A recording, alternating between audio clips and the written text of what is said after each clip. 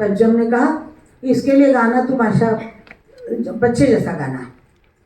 पूछो ना यार क्या हुआ, दिल का करार क्या हुआ, अभी तो ना मिले हैं अभी से, जाने हमारा आगे क्या होगा।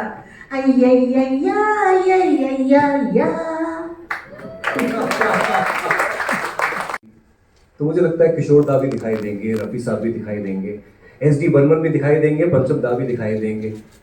वो बड़े बड़े लेजेंड्स जो आज हमारे साथ में नहीं हैं, वो सब दिखाई देंगे सिर्फ आशा जी में। बिकॉज लेडीज एंड जेंटलमैन, कोई संकोच नहीं है मुझे ये कहने में, आज मैं आरजे अनमोल के बड़े हक के साथ कहता हूँ, बड़े गर्व के साथ कहता हूँ कि I am presenting you the last empress of the legends, ladies and gentleman, Asha Bhosle ji. Asha ji is here, that's what I am saying the calibre is. वो सब music composers, Sahib Ludhianvi, Shailendra, Vajju sahab, everybody together, we will see them all in Asha Bhosle ji. Asha ji, आप कैसा feel कर रही हैं? मुझे पता है आपके जहन में लेडीज में जोरदार आ गया। Thank you, please sit. आई, इतनी सब हम बातें कह रहे हैं, आप सिट, ठीक है जी, सेटल क्या? आई, हम सब इतनी बातें कर रहे हैं, 3 घंटे का कॉन्सर्ट है, पहली बार दुनिया ऐसा कुछ देखेगी, a legend of your caliber at 90 performing live। हम कह रहे हैं कि ऐसा कुछ कभी शायद देखने को भी मिल पाएगा। ये सब बातें जो हो रही हैं, ये सुन के आपके दिलो दिमाग में इस वक्त क्या चल रहा है? तुम तो अनमोल हो ही। Thank you.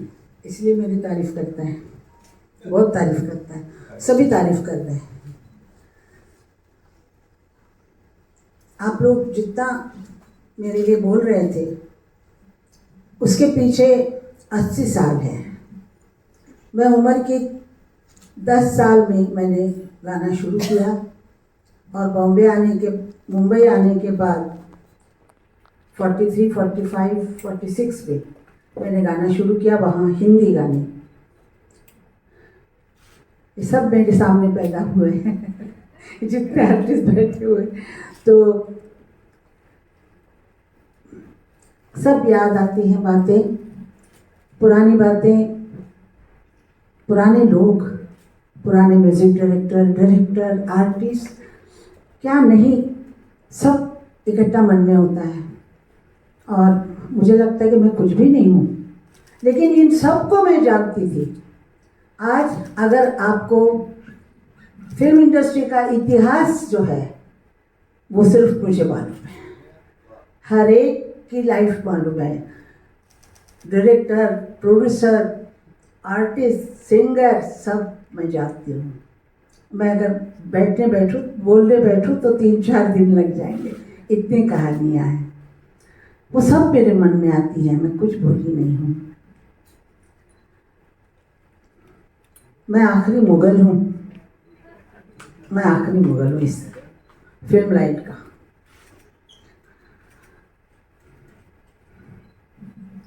इसने जो वादा किया था वो लेट आई है, लेकिन आई है। तूने वादा किया था ना, ये वादा रहा, तू है वही दिल में जिसे अपना कहा, तू है जहाँ मैं हूँ वहाँ, अब तो ये जीना तेरे बिन है सजा, है सजा, सजा, सजा, सजा।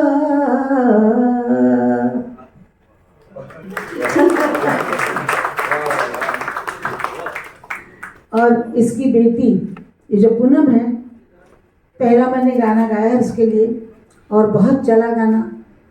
और उसकी बेटी भी आज पलोमा यहाँ पर आई है, वो जो हीरोइन बन रही है। अभी अगले नेक्स्ट ईयर इसकी पिक्चर भी आ रही है। और पलोमा।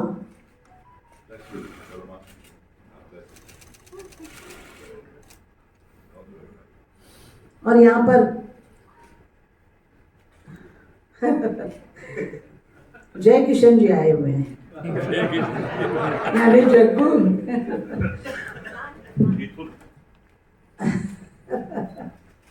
आशीर्वादम।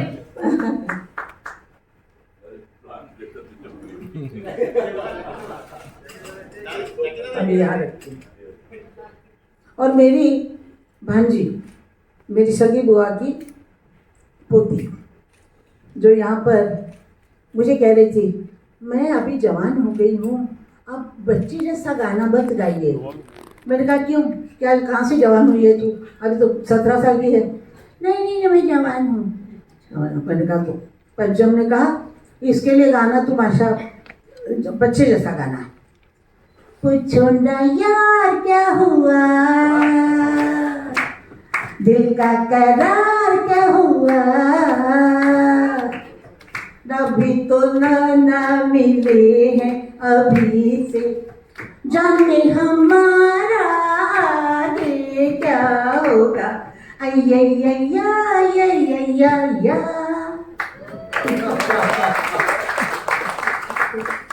मेरे अभी मैं शुरू करती हूँ नितिन शंकर से।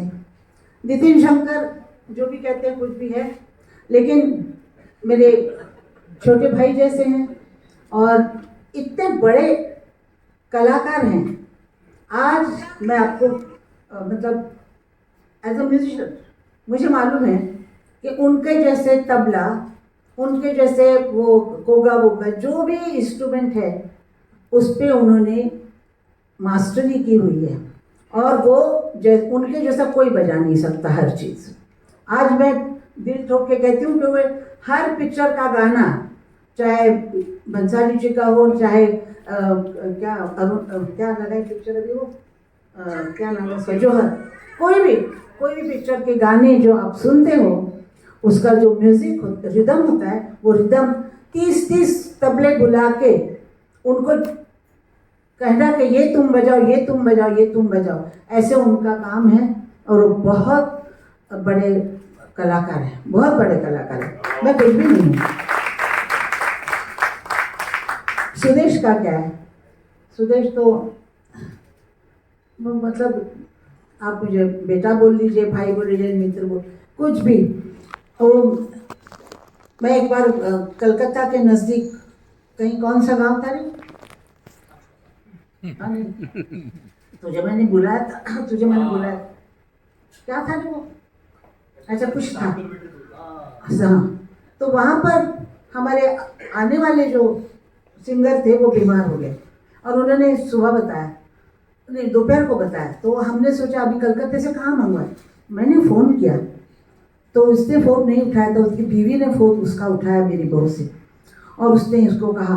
तो मैंने कहा तू अभी के अभी निकल, और कलकत्ता के बाजू में गांव है उसमें तुम आ जाओ। मैंने कहा मुझे पूछना भी मत, क्यों, और मैं क्या दूंगी वो भी नहीं पूछना, कुछ भी नहीं पूछना। वो आ गया और उसने यही कहा कि मैं आते वक्त पे आया हूँ पब्लिक से, मुझसे कुछ नहीं पूछा कि आपने ऐसे कैसे बुलाया, क्या हुआ था, क्या नहीं, कुछ। और मैंने भी कभी नहीं कहा उससे। इतना विश्वास है हम लोगों का कि मैं तकलीफ में हूँ तो वो आता है।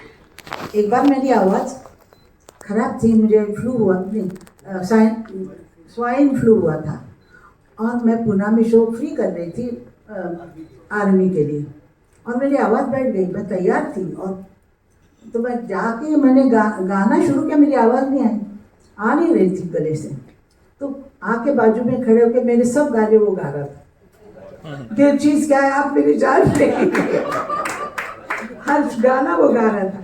तो फिर मैं फ्लू से मतलब वो स्वाइन फ्लू में चली गई, और मतलब ऐसे जैसे इंसान होते हैं एक दूसरे को इतना साथ देने वाले, तो उनको कौन भूल सकता है। वैसे ऐसे मैंने उसको सुना था, खाली अनाउंसमेंट करता था, और तब भी वो ये बोलता था ऊपर वालों तालियां बजाओ। आज भी बोलता है। तो मैं वो ही सुन के मैंने नंदू से कहा मैं आनंद को नंदू बुलाती हूँ। तो नंदू से कहा कि एक ही लड़का है वहाँ पर भोसले नाम का, उसको लेके आओ। और वो हमारे साथ पहली बार जब उसने गाना शुरू किया, वो भी 86 में कौन सा शहर था, बैंकॉक। मैं बैंकॉक लेके गई उसको, उसके बाद अमेरिका, सब जगह मेरे साथ वो गाता है। और लोग समझते भोसले बोलने से मेरा लड़का है, अभी तक वैसा है लड़का, लेकिन वैसे भी समझते हैं। तो मुझे फ़ोन करके पूछते हैं कि आपका बेटा गाने वाला कैसा है, तो मेरा लगा बहुत अच्छा है। असल में ये जो शो है,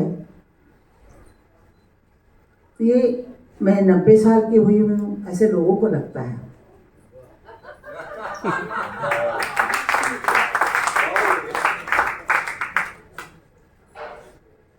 और मुझे ऐसा लगता है कि अरे अभी तो ऐसा हुआ था, अभी तो ये वैसी बैठी ऐसा हुआ था, अभी इसको अभी छोटी है ये, मेरे को लगता ही नहीं कि मैं बड़ी हूँ। और मुझे ये भी नहीं लगता है कि कुछ अजब मैंने कुछ किया है। वो बैठा हुआ है, वो कराता है, हम करते जाते हैं। मैं नसीब को बहुत मानती हूँ, तो नसीब से हम हर चीज़ करते हैं। वो मेरे से करवाता है, मैं करती हूँ। मेरा जो बैकबोन है वो मेरा बेटा है, उसके सहारे से, उसके, वो कुछ कहता भी नहीं है लेकिन सब कुछ ना बोले कह देता है, और बगैर बोले कह देता है। सब जानती है उसको, ये लड़कियाँ।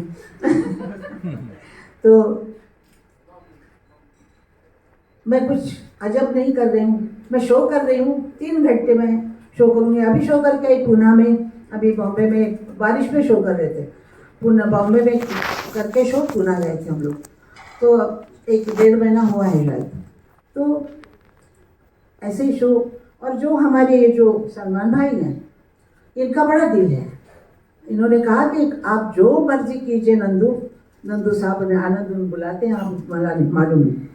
तो उसने मुझे बताया कि वो शो करना चाहते हैं और बहुत बड़ा शो करना चाहते हैं, जैसा मेरे दिल में है ऐसा।